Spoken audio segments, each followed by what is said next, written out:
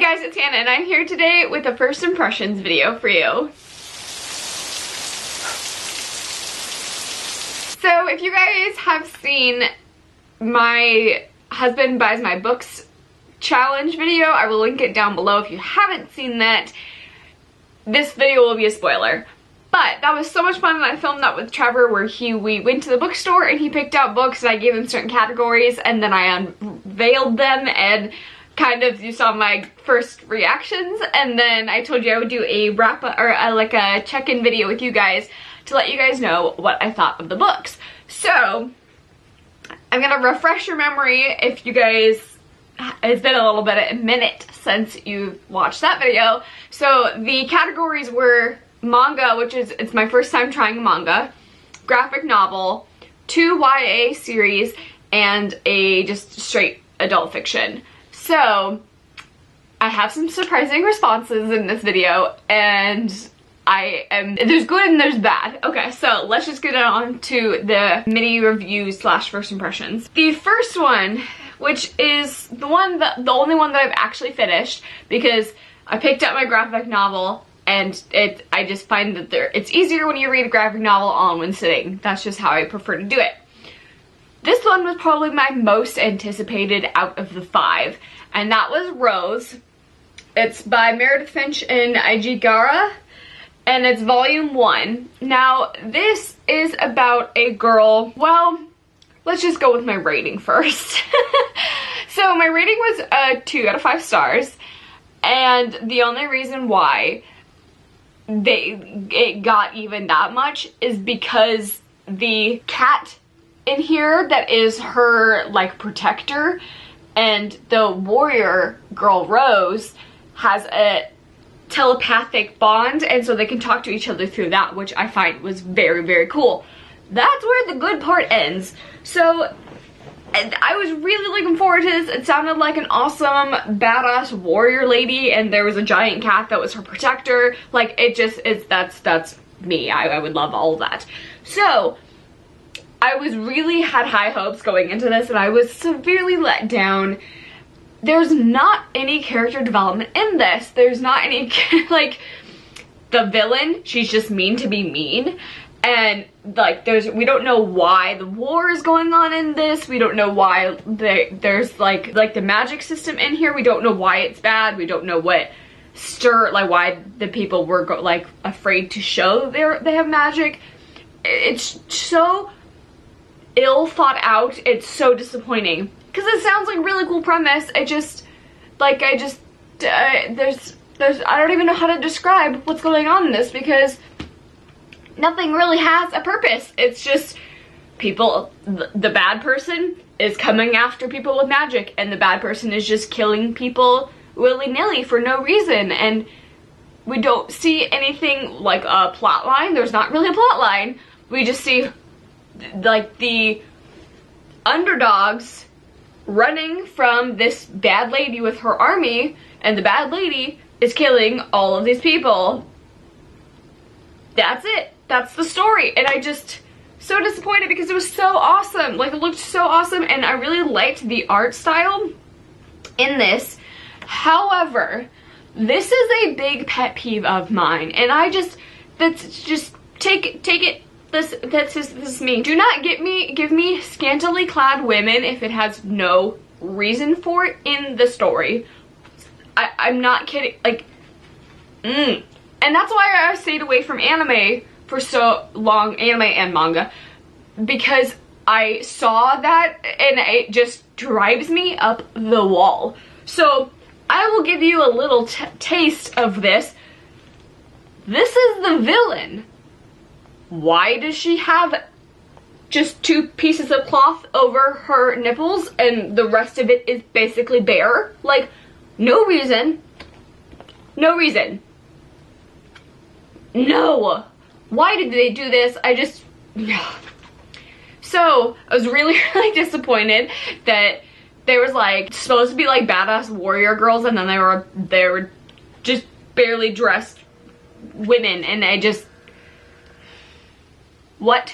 Especially people who are supposed to be like warriors. Like, yes, that makes total sense to be barely dressed when you have swords and things flying at you. Yeah, that makes that, like, who wouldn't want to expose all of that flesh to pointy things? Okay, rant over for the graphic novel. Next up, I picked up Fruit Baskets.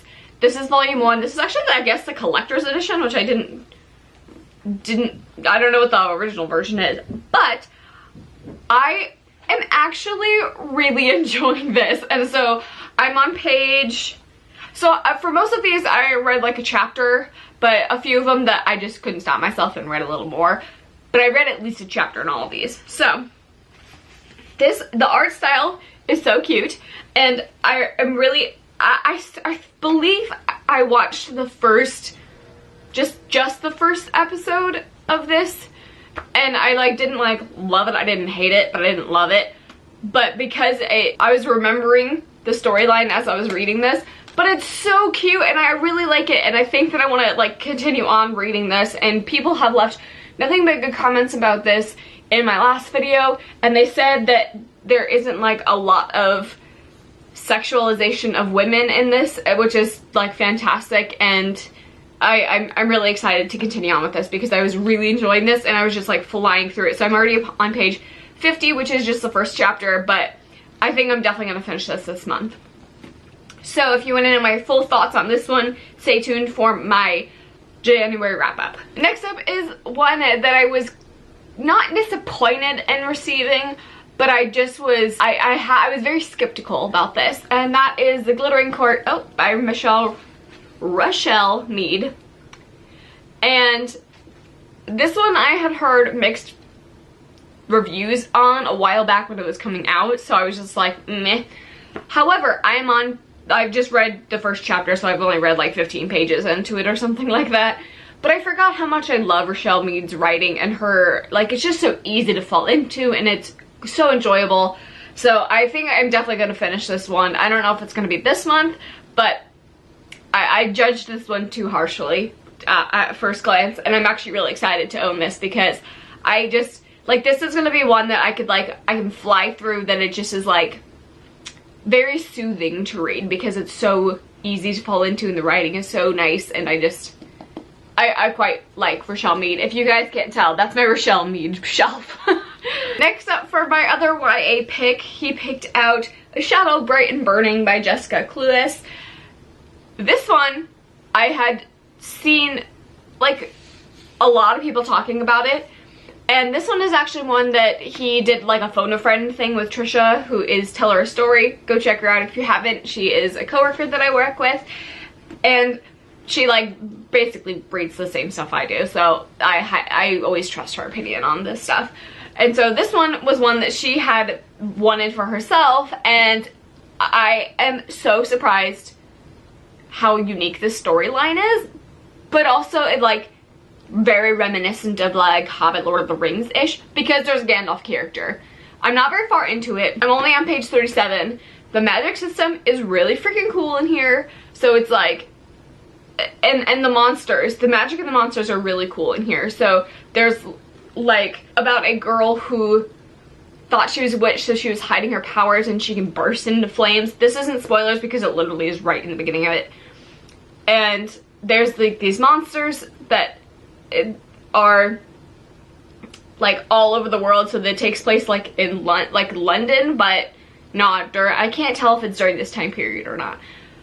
But there's, like, different mythologies for them, and there is, because I cannot articulate this, I'm gonna read this part. 7 are the ancients, 7 are the days. Monday for Realm, the skinless man.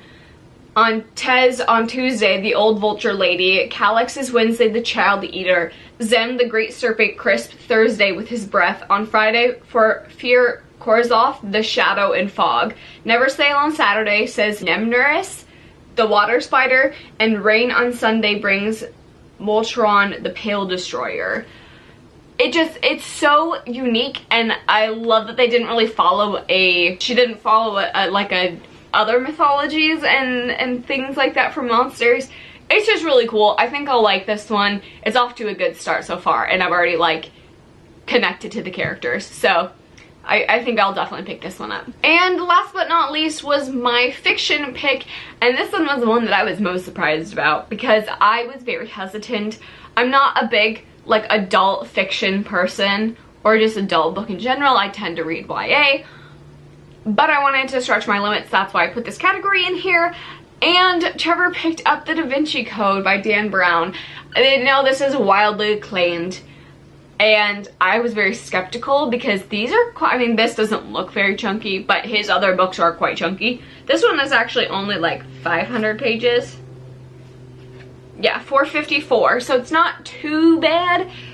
But this one surprised me the most because literally from the get-go I was interested in it, and I wasn't expecting that. I was expecting not to like it. So this one like starts off action-packed and it just continues, and it sounds, I'm already on chapter 4. I'm only 20 pages in because the chapters are real short in this. But I will definitely pick this one up because this one is really, like, it's already really good and I'm really interested. And it's like suspicions and figuring things out, and it like works my brain, and it actually like makes me feel like I might like mysteries because of this one. Not that it's like, I don't really know if this is classified as a mystery, but you're trying to figure things out, and I like that part of it, and it is really good so far, and so I'm definitely gonna pick this one up probably sooner than some of the other ones, which is real surprising, but I definitely plan on finishing this one in 2018. So that is all for my response video to The Husband Buys My Books challenge. If you guys like this video, give it a thumbs up and stick around if you like this content, and give me a comment down below if you guys want to see more videos like this one. If you know any other challenges I can do, be sure to leave a comment and I would love to do that for you guys. Thank you guys for watching. Bye.